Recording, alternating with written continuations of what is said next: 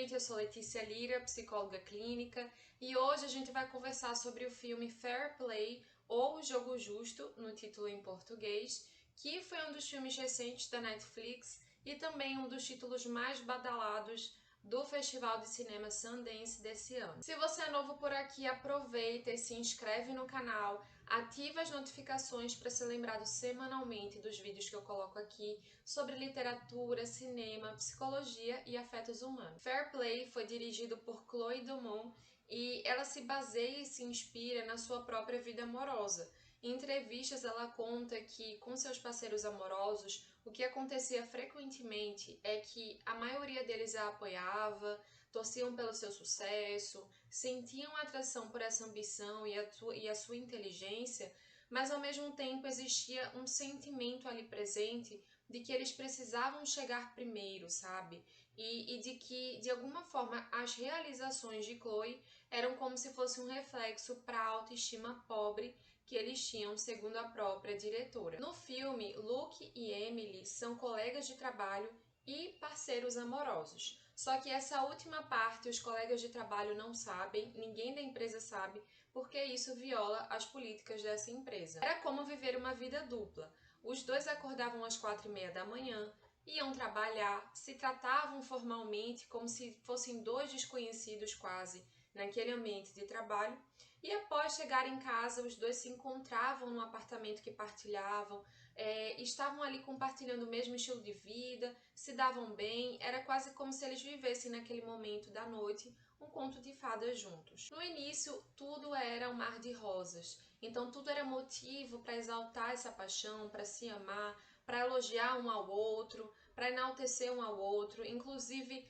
essa questão do segredo que eles tinham que guardar dentro desse ambiente de trabalho parecia que apimentava mais ainda essa relação, até o ponto de nas primeiras cenas o Luke já pedir a Emily em casamento. Mas aí surge um acontecimento que é mais um divisor de águas entre os dois e que realmente muda completamente a vivência desse casal, o mundo que eles estavam compartilhando, e aí fica aí que eu vou conversar um pouco mais com vocês sobre isso e trazer algumas percepções pessoais. E a partir de agora vão ter spoilers, então quem quiser continuar fica comigo, quem não quiser assiste, depois volta para saber mais. Bom, eu não sei vocês, mas desde o início em que Emily e Luke viviam aquele mar de rosas, eu senti uma tensão no ar, um estranhamento, como se o tempo todo algo desastroso estivesse prestes a acontecer. E essa apreensão no ar me lembrou bastante o filme Gone Girl, ou no título em português Garota Exemplar, que também tinha essa atmosfera um pouco sombria,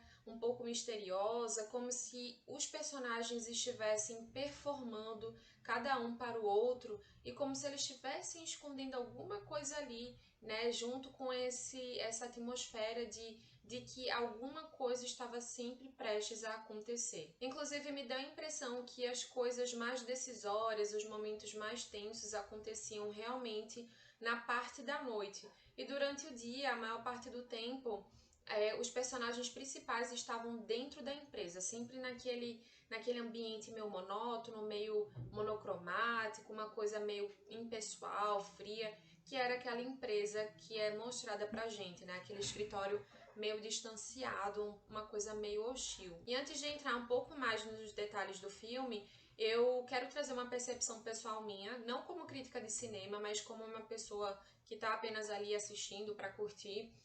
Eu percebo que, para mim, faltou um pouco de química entre Luke e Emily.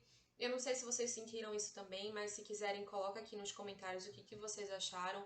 Mas parece que faltou um pouco de química entre os dois, o que não impediu de eu ter gostado do filme, e eu acredito que o que mais me motivou para trazer esse filme aqui foi a temática que ele trabalha e a importância dessa temática nos dias atuais. O primeiro acontecimento que me chamou a atenção foi na cena em que o Luke pede Emily em casamento.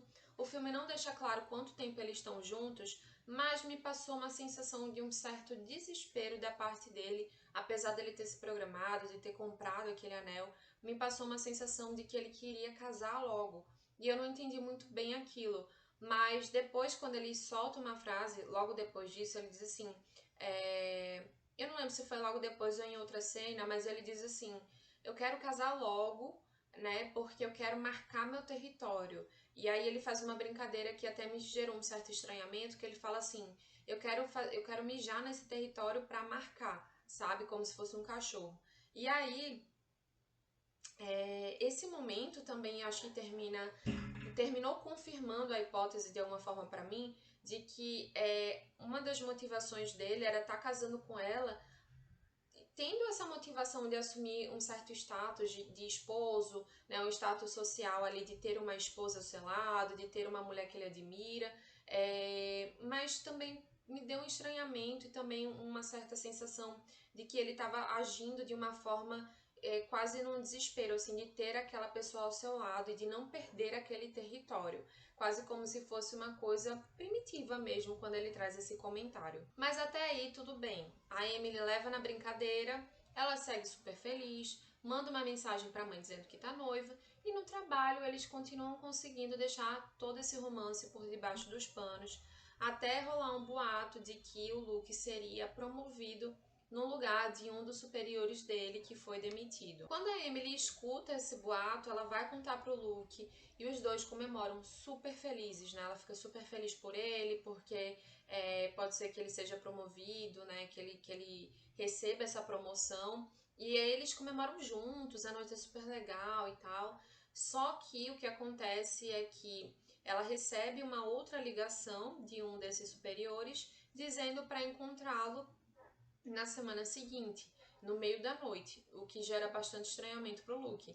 E quando ela vai encontrar com esse, como se fosse o chefão deles, um tal de Campbell, esse Campbell diz assim, ó, você tá sendo uma colaboradora muito boa pra gente, tá trazendo muito dinheiro, vários acordos, você realmente se superou, e por isso que eu quero te promover para esse cargo, né, de PM, se eu não me engano. E aí, a Emily percebe que ela está ocupando o cargo no lugar do Luke e para contar isso para ele foi um misto de emoções ali que a gente percebe muito grande, porque ao mesmo tempo que ela deve estar feliz de ter conseguido assumir esse cargo de relevância, né, devido ao seu próprio esforço e seu mérito, ela tem que contar para o Luke que na verdade os boatos eram falsos e que ele não iria assumir esse cargo, né? Quem assumiria seria ela.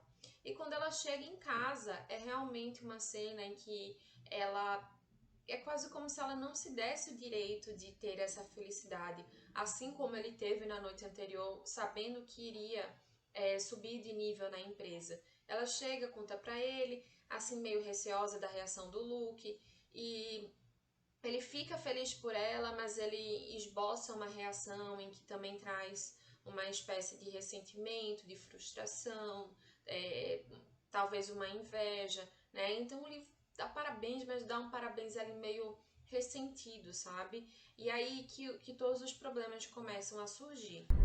He's promoting me. Congratulations. I'm sorry. Why? I'm so happy for you. Okay?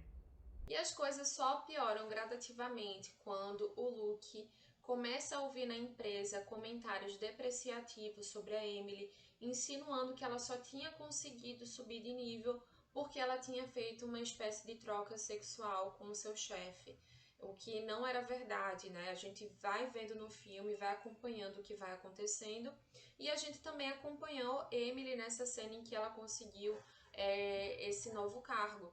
Então o Luke começa a alimentar a sua própria percepção com boatos dos outros homens da empresa de comentários críticos e depreciativos sobre a própria Emily. E aí ele começa a entrar numa espiral de paranoia de que ela tinha conseguido o cargo de formas ilícitas e que ela não deveria estar ali, quem deveria estar era ele, e que ela tinha roubado o lugar dele, né? Que na verdade ela não merecia aquilo. E aí a gente vai descobrindo ao mesmo tempo que o Luke, ele tinha entrado ali como favor e que era para ele até ter sido desligado antes, só que não tinham desligado ele por conta desse favor e que ele não merecia aquilo, ele já tinha feito algumas coisas antes que prejudicaram a empresa e a Emily a todo custo procura ajudá-lo, procura fazer com que ele suba de nível, mas ao mesmo tempo ela se depara com situações em que ela o tempo todo dá outro crédito a ele, dá outra chance, mas ele termina quebrando com aquela confiança de uma forma agindo de uma forma impulsiva, ou se não agindo com raiva, e cada vez mais o clima de tensão vai aumentando e as situações começam a ficar cada vez mais absurdas. Um parênteses aqui é que a empresa realmente era nada convidativa e menos convidativa ainda para as mulheres. Então, o que aconteceu com Emily é que ela foi se adaptando a essa dinâmica, talvez como forma de conseguir atingir níveis mais altos, de ser aceita, de ser reconhecida, mas essa adaptação vinha com o custo de ter que ouvir brincadeiras de mau gosto, comentários pejorativos, depreciativos sobre mulheres, né, de ter que ouvir abusos do próprio chefe, né, de feedbacks super antiéticos e depreciativos, e de ter que se submeter a uma agenda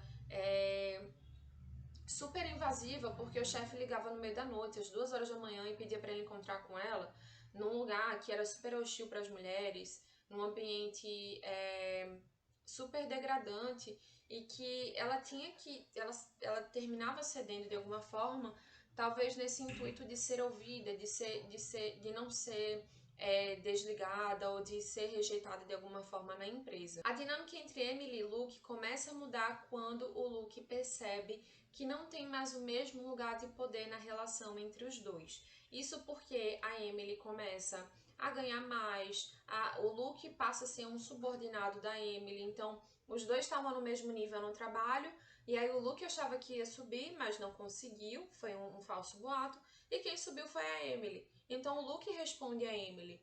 O Luke, ele saiu dessa relação, ele saiu do lugar de poder que ele tinha, né, dessa possibilidade de ganhar mais, de prover, de trazer o pão para casa, de estar ali assumindo o cuidado, a atenção, essa posição de salvador da Emily, e ele perde completamente isso. A Emily tá ganhando mais, ela tá sendo mais reconhecida pelos seus méritos, ela assume uma posição de poder na empresa maior, hierarquicamente falando, ela é mais escutada pelos chefes, enquanto o Luke cada vez mais percebe que ele tá ali só porque foi feito um favor para ele entrar ali e não pelos seus méritos e reconhecimento. A imagem de bom garoto de Luke no começo começa a ser desvelada no momento em que Emily assume esse posto de alguma forma, e ele aí vai se mostrando de uma forma bem diferente, de uma forma mais agressiva, abusiva, indisponível, ressentido,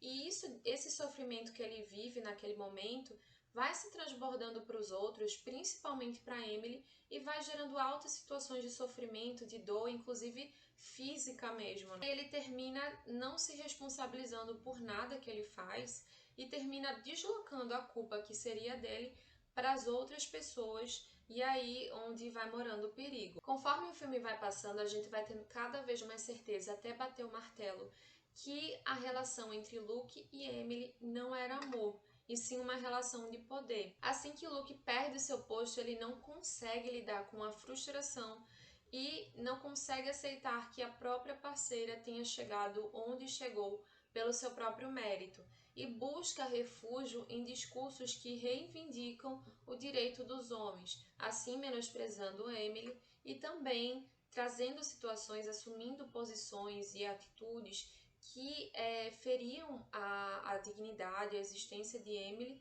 e que também gerou muito sofrimento e gerava situações que chegavam ao nível do absurdo. Why is it so hard to accept that I deserve that job? I never got the shot! Olhando para o nosso contexto sócio-histórico, cultural e para os papéis e funções que cada gênero assume, não é incomum a gente encontrar relações de poder entre casais em que o homem termina assumindo esse papel de cuidado, de provedor, em quem ganha mais, quem realmente provê segurança e conforto para a mulher.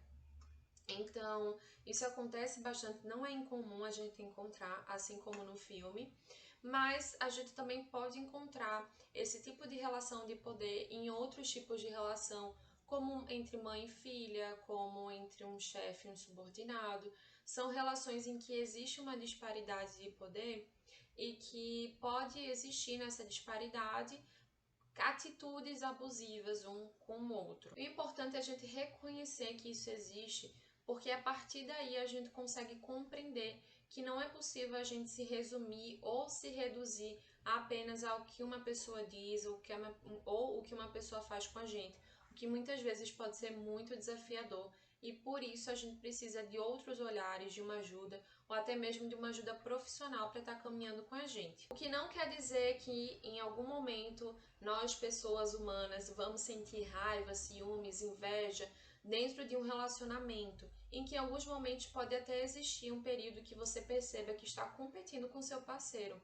Mas a diferença é como a gente vai lidar com essas emoções, sentimentos, sensações, né, pensamentos, porque a gente não controla as nossas emoções, mas a gente pode sim tomar uma decisão frente ao que a gente quer fazer com aquilo, o que foi muito diferente da Emily e do Luke, de como aconteceu. Fair Play é um filme que trabalha dinâmicas de poder entre gêneros e nos faz questionar o que realmente nos motiva a estar com alguém e o que realmente faz de uma relação saudável, genuína e amorosa. Se você gostou desse vídeo, se inscreve no canal, ativa as notificações, porque isso ajuda o YouTube a entender que esse conteúdo é relevante e a distribuir para mais pessoas que tenham interesse sobre a temática.